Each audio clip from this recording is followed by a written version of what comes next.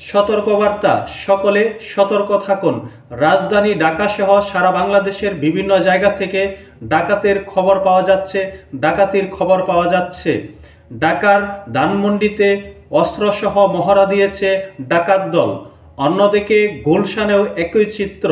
গুলশানের মসজিদের মাইকে ঘোষণা করা হচ্ছে ডাকাত পড়েছে, সকলকে সতর্ক থাকার অনুরোধ করছে।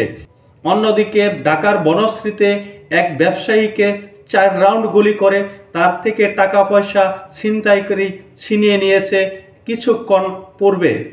তাই সকলে সতর্ক থাকুন, সতর্ক দৃষ্টি রাখুন। ডাকাত পড়েছে এমন কোনো পরিস্থিতির সৃষ্টি হলে আইন শৃঙ্খলা বাহিনীর সাথে যোগাযোগ করুন, যৌথ বাহিনীর সাথে যোগাযোগ করুন, সেনাবাহিনীর ক্যাম্পের সাথে যোগাযোগ করুন। সকলে সতর্ক দৃষ্টি রাখুন। যে পরিস্থিতি দেখা দিয়েছে ধানমন্ডির মতো জায়গাতে, আজকে আমরা দেখছি ডাকাত দল সশস্ত্র মহড়া দিচ্ছে।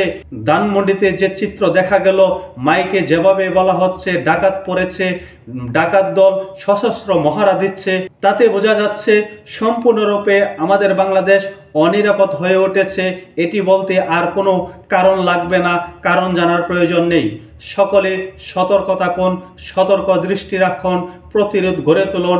কোনো ডাকাত ছিনতাইয়ের ঘটনা চোখে পড়লে সকলে মিলেমিশে প্রতিরোধ করার চেষ্টা করুন, আইন শৃঙ্খলা বাহিনীর সহায়তা গ্রহণ করুন। সকলেই নিরাপদে থাকুন।